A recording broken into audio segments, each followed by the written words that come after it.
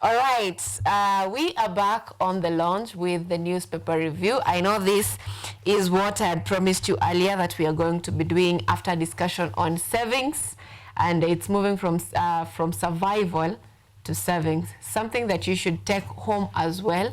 What we've also taken home, think of saving as a way of paying yourself. I know most of the time we say that nilikuwa na save, but then you're saving imenisave.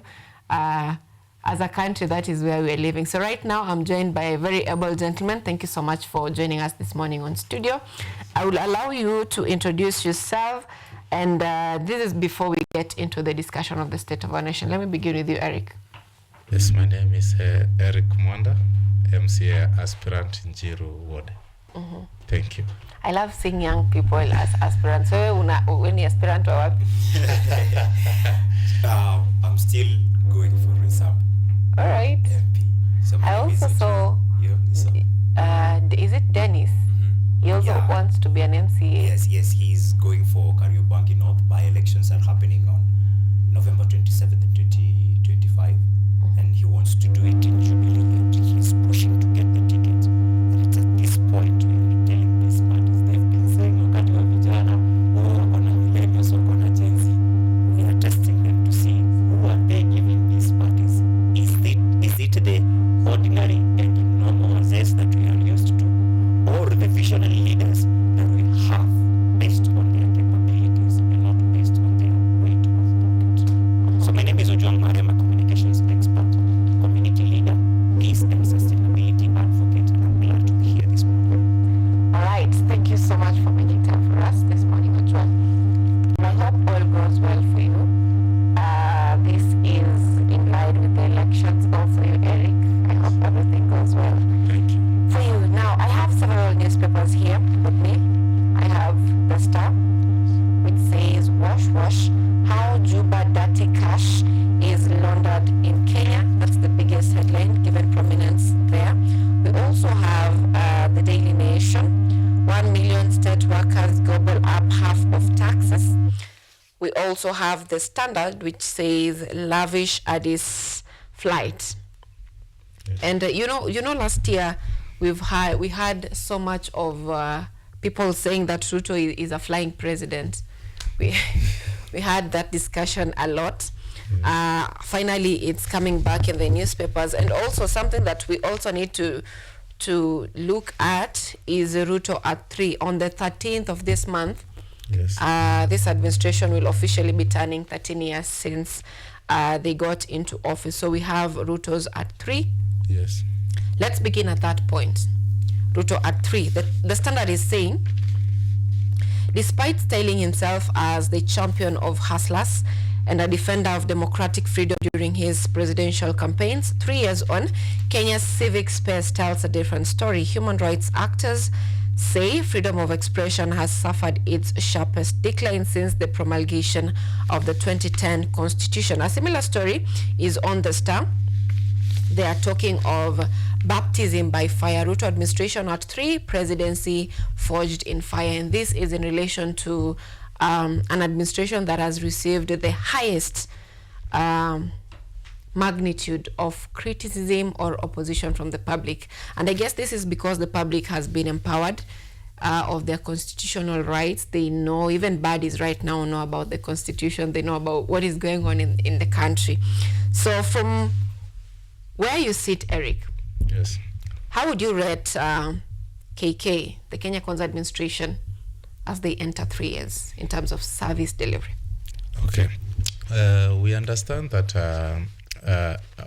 Kenya is growing gradually every now and then, and we are at that stage of growing for 13 years ever since we got the new constitution. It has been a lot of challenges because adaptability also. There has been some challenges in adopting the 2010 constitution, and the constitution in 2010, most people are more empowered. Majority are empowered. I would request my peer to pick the call, please. Sorry. Just continue with it. You can have it on silent. Okay. I'm sorry. Let Mr. Ojwang handle it, please.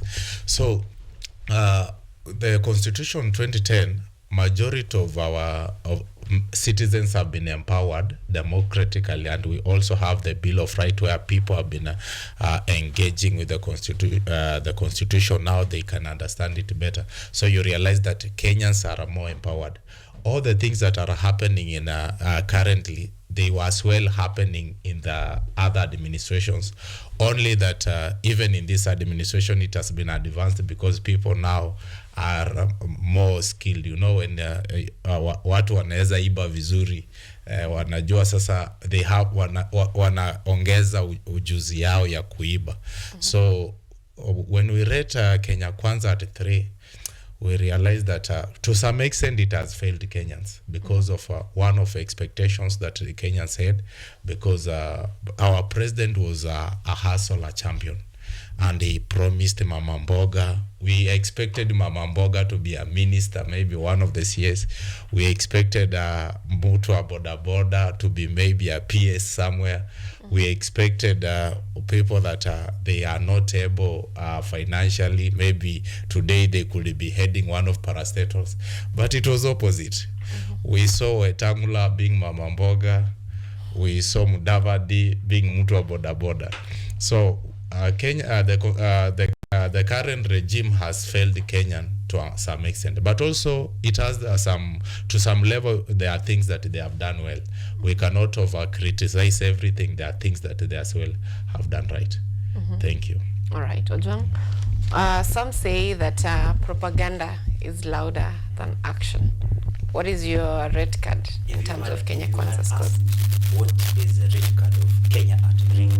It would be different with the Ruto at 3 on Kenya Kwanza regime at 3. Because as he has said, everything that is happening has happened to us. Only that we are more aware. Today you've talked about how parties are civically. Let me tell you what happened to us. About 9 billion today. Are you sure that I look for people like Aisha Kanyini? Are you sure that whatever they are doing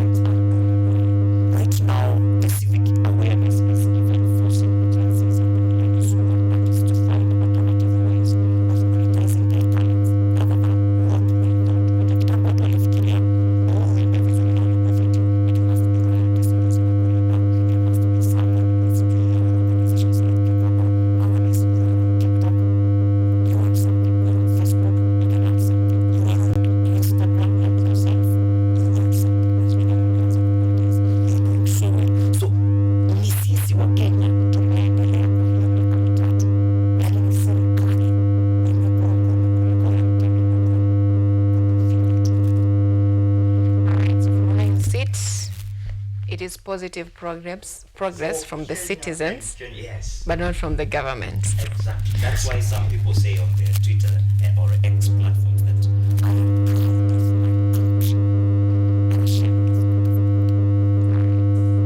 That's a bold statement. Yes. Speaking of that, I think this might be the reason.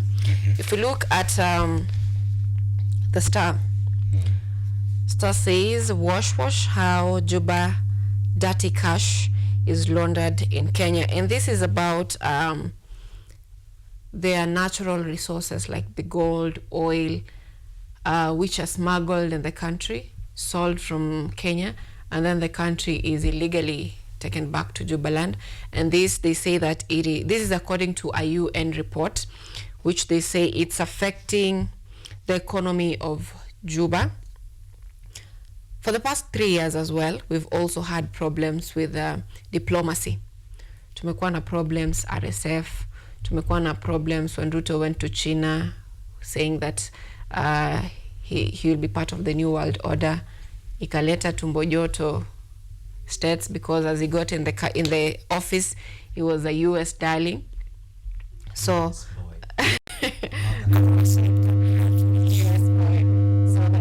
is a problem with diplomacy. Right now, we have the problem with Mandera. Ni kama boda yetu imekuwa porous. And this is affecting our country in one way or another, because if a country is ranked, is grey listed, because apparently right now Kenya is grey listed to be a country that is full of money laundering. Kuna wash nyingi inaendelea Kenya. It's even grey listed. So from where we sit, is there a problem with the whole government, or it's just a problem with the Foreign Affairs Ministry? Let me begin with you, Eric. Okay.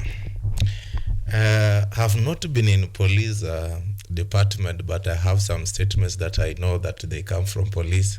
They say that every person is a potential criminal only until proven guilty. In Kenya, I don't know what has happened in our nation, because even if we can blame the government, in Kenya it is like it has forced every Kenyan to be a potential thief, only that until they get that opportunity. When we talk about the thing to do with the wash, you realize most of the thing these are saizi, wacha nitumie mfano, these are Kenyans maybe who are doing that business, and you know the society has put a lot of pressure in people to succeed, and everybody want to associate with the success. So irrespective of the means that you will use to ascend to that level, it will never matter unless you make money. So that pressure alone is making everybody to try to run away from poverty by all means. So you will realize that these are Kenyans. Let me assume, like, let me ask you that assuming in your family you are the person who is rich, and you have your siblings like the 4 or 5, they are poor, and you are the one only who calls the shot, even if you are the last born, you realize that money is good. So this is the problem that we are having in our nation, where morals and values are not coming at first, where people are rated by how much they have and what they can offer. So that one we will do away with the morals. So you realize that Kenyans, most of them watakuwa kule wakifanya hizi biashara za kuuza dhahabu, kuuza nini, even in politics. When you enter politics, if you don't have money, you are presenting morals, people will not hear you. But if you are presenting money, no matter, even if you will steal from them and bring back to them, watu watasema that is our guy, that is our G. So my friend has talked about civic education. We really need to educate our people that even faithfulness matters, to do the morality. They are very significant even in our growth. It's not all about today I had a discussion with him. He was talking about peace. It's not all about living a lavish lifestyle. It's all about peace most of the time. So Kenyans at most I've been at Juba, the Juba land, that place. You realize that people are engaging onto those gold, those minerals. They want to some they are selling even things that are not even there.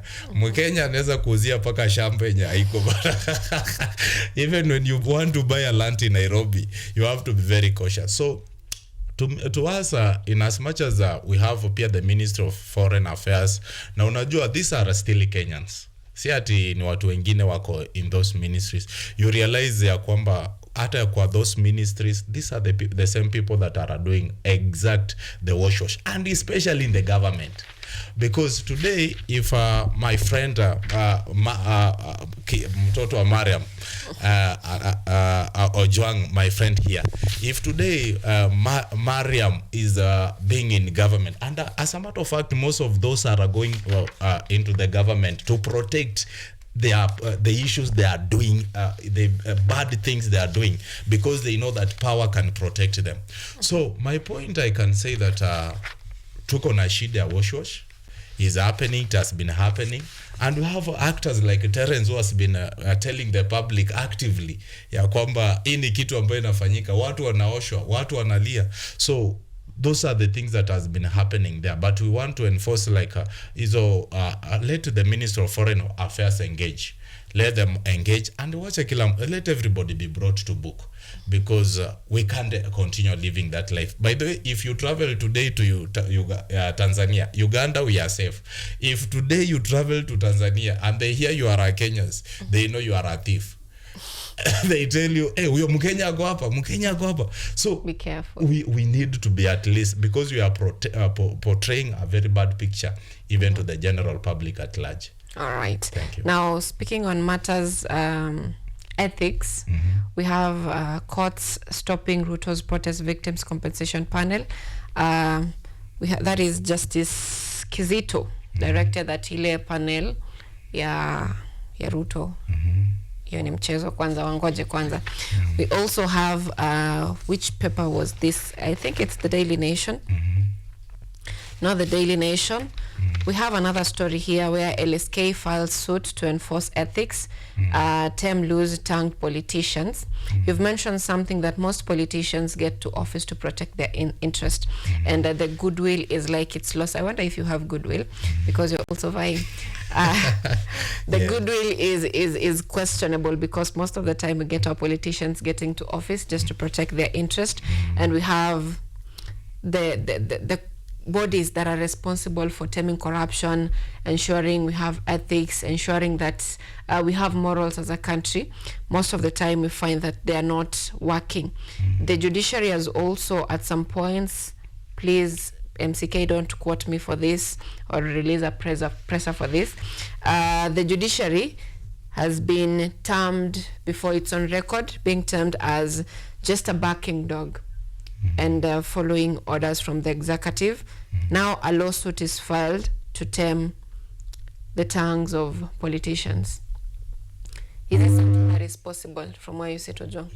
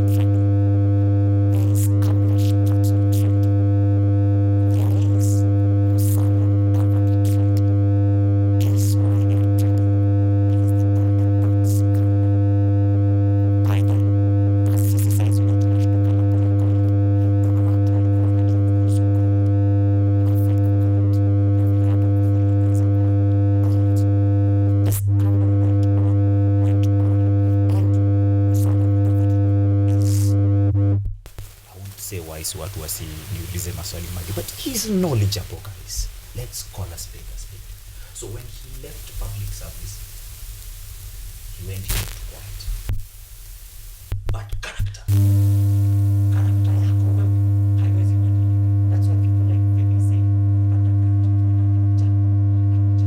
when he got back to public service, what are we hearing? Wash.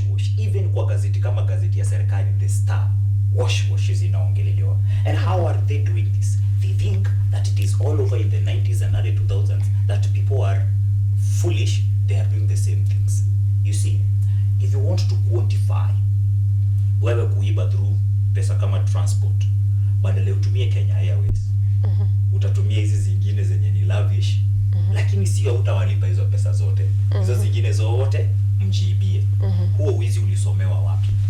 Jua kuna mahali Kenya School of Government mahali lawyers huenda kusoma wizi. Hakuna shule kama Githurai Primary School ama Kianyaga High School watu huenda kusoma wizi. It comes from your family. Then we have another family that has raised a hustler from politics. In 92 pesa zilikuwa zina trend, zinaitwa Jirongo 500s. This money was money that was, let me use the term created for campaign. It was dished out. Sahizi, if you look around, the reason hatuna pesa but tuko na pesa, it's because they are hoarding cash iko lakini haitembei, inangojea tu time ya siasa inaachiliwa in the name of empowerment. That is lack of something that we call goodwill. All right. Why do people lack goodwill in their life? It is because they are in search of peace or either sustainability. I'm a peace and sustainability advocate, so I know. You see, Ruto hana kitu mbaya yeye anatafuta tu peace. Kwa hii kutafuta peace kwake anaambiwa na IMF, wewe unajua hauna mabeshti, we need to give force on these people finance bill 2024. That finance bill, he comes, tells us take this, tukunywe kama vile Musa alipewa the 2 tablets, tukunywe, tunakataa. He's looking for peace. Anaenda anawaambia wamekataa, anaambiwa shika pesa, honga wabunge wako. Si ni peace anatafuta? Anaenda anachukua, anakuja kinawaramba, anasema hey, mimi Ruto hajawahi deal na watu kama sisi. So when he says we are terrorists, it is because ameshtuka, hajawahi ona kitu kama hiyo. Baba himself has tried kunini maandamano since when baba yake aliondoka 1994. He has never managed kufika State House ama kukaribia. The now generation without baba, with baba on Ruto's side, wamechoma parliament. Utasema hao ni terrorists. Hajawahi ona kitu kama hiyo. So he is in search of peace. Goodwill inasema your core values and skills unafaa kuzitumia.